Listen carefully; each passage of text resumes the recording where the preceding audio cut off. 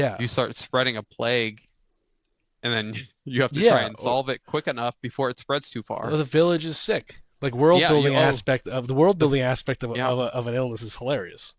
hmm I love it. There's like there's so much you can do with just a simple cold. I mean, look at like what happened in 2020, the coronavirus. It's Yeah, like wow, and then you can add on to that, just take from the real world, and say, okay, this guy thinks that there's a cure for it, and he's mandating that everyone chug the water from like the Hell's Deep or whatever, and then all yeah, of a sudden like people are starting to turn into demons, but they yeah, blame the virus and blah blah blah, and the whole thing could get out of hand, and also in a very good way because you yeah.